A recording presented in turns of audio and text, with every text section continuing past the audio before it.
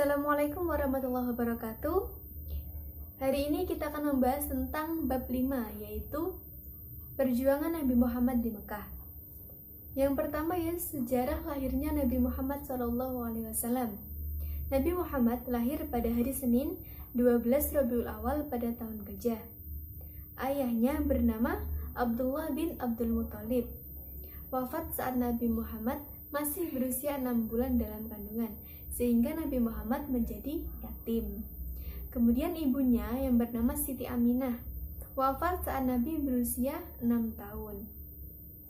Saat bayi, Nabi diasuh oleh Halimah Sa'diyah dari Bani Sa'ad kabilah Hawazin sampai usia beliau 5 tahun. Setelah usia 5 tahun dikembalikan kepada ibunya. Kemudian ketika Nabi Muhammad berumur 6 tahun, ibunya wafat. Setelah wafat, Nabi Muhammad diasuh oleh kakeknya yang bernama Abdul Muthalib. Kakeknya hanya mengasuh beliau sampai 2 tahun. Jadi ketika Nabi Muhammad berusia 8 tahun, kakeknya Abdul Muthalib wafat. Lalu Nabi Muhammad diasuh oleh pamannya yang bernama Abu Thalib. Abu Thalib mengasuh Nabi Muhammad dari kakeknya wafat sampai Nabi menginjak masa remaja. Nabi Muhammad SAW mulai mencari pekerjaan sebagai buruh di usianya yang baru 10 tahun agar dapat menghidupi dirinya sendiri. Mulailah ia menjadi penggembala ternak milik orang lain di daerah gurun Mekah yang sangat panas. Ia makan dari tumbuhan liar yang terdapat di gurun Mekah. Sang paman, yaitu Abu Thalib, melihat kecerdasan Nabi Muhammad dan kematangan keponakannya itu pada usia 12 tahun. Maka Nabi Muhammad SAW diperkenalkan kepada ilmu perniagaan. Hampir 3 tahun Nabi Muhammad mengikuti pamannya untuk menjajakan barang dagangan. Ketika mereka berdagang di Basra, ada seorang pendeta terkenal bernama Buhairah menghampiri Abu Thalib dan berkata bahwa ia mengenal Nabi Muhammad SAW karena tanda-tandanya seperti yang ada di kitab. Dan Buhairah pun menyarankan Abu Thalib untuk membawa Nabi kembali ke Mekah. Kemudian pada usia 25 tahun, Nabi Muhammad SAW mulai berdagang sendiri tanpa bantuan pamannya. Ia mengambil sendiri barang dagangannya dan memasarkannya. Jadi, kebiasaan usaha dagang Nabi Muhammad itu disebabkan oleh pribadi Muhammad. Pribadi yang mulia, yaitu yang pertama, berpendirian teguh, yang kedua, memiliki semangat kerja yang tinggi, yang ketiga, memiliki kejujuran yang luar biasa. Selanjutnya, menjunjung tinggi amanah atau kepercayaan diberikan orang lain. Mampu menghadapi segala cobaan dan rintangan dalam perjalanan. Menyamakan pelayanan terhadap para pembeli, bagaimanapun pembeli tersebut. Kemudian memiliki percaya diri, menampilkan keramahan, kesopanan, serta kasih sayang kepada siapa saja.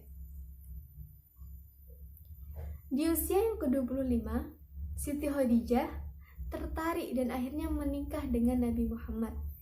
Mereka dikaruniai 7 orang anak, yaitu Ibrahim, Qasim, Abdullah, Zainab, Ruqayyah, Ummi Kulsum, dan Fatimah. Nabi Muhammad SAW merasakan keresahan atas perilaku yang dialami oleh masyarakat Arab yang sudah jauh dari nilai-nilai kebenaran. Kemudian Nabi Muhammad melakukan uzlah atau mengasingkan diri di Gua Hira. Hal ini dilakukan beliau berkali-kali. Maka tepat pada tanggal 17 Ramadan, tahun ke-40 dari kelahirannya, Nabi didatangi malaikat Jibril dan menerima wahyu pertama, yaitu Quran Surat Al-Alaq ayat 1-5. Wahyu pertama inilah yang menandakan bahwa Nabi Muhammad dipilih dan diangkat oleh Allah untuk menjadi utusannya atau Rasulullah. Lalu turunlah wahyu yang kedua, yaitu Quran Surat Al-Muddathir ayat 1-7. Datangnya ayat tersebut mulailah berdakwah Rasulullah secara sembunyi-sembunyi. Nabi awalnya mengajak orang-orang yang terdekat dengannya. Orang-orang yang pertama kali memeluk Islam atau yang dikenal dengan As-Sabiqunal Awwalun adalah Siti Khadijah, Abu Bakar, Ali bin Abi Thalib, Zaid bin Harisah, dan Ummu Aiman. Setelah Nabi Muhammad berdakwah secara sembunyi-sembunyi, maka turunlah wahyu yang ketiga, yakni Quran Surat Al-Hijr ayat 94 dan 95. Selanjutnya turun kembali Quran Surat Asy-Syura ayat 214 dan 215. Setelah mendapat wahyu tersebut, Nabi berdakwah secara terang-terangan. Orang kafir Quraisy selalu mencari cara untuk menghentikan dakwah Nabi Muhammad yang secara terang-terangan, namun selalu gagal. Akhirnya mereka memboikot Nabi Muhammad, Bani Muthalib, dan Bani Hashim. Isi pemboikotan itu ditulis dalam selembar surat yang berisi, yang pertama, kaum Quraisy tidak akan menikahi orang Islam. Yang kedua, kaum Quraisy tidak menerima permintaan nikah dari orang Islam. Yang ketiga, kaum Quraisy tidak akan melakukan jual beli dengan orang Islam. Yang keempat, kaum Quraisy tidak akan berbicara ataupun menengok orang Islam yang sakit.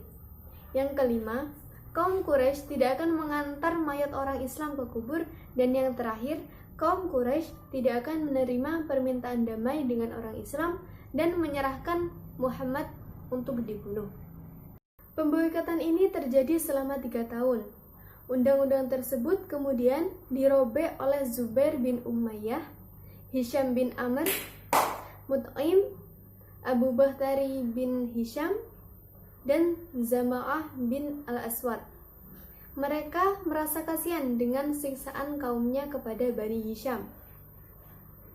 Maksud saya kepada Bani Hashim dan Bani Muthalib. Selanjutnya yaitu cara meneladani perjuangan Nabi Muhammad SAW di Mekah.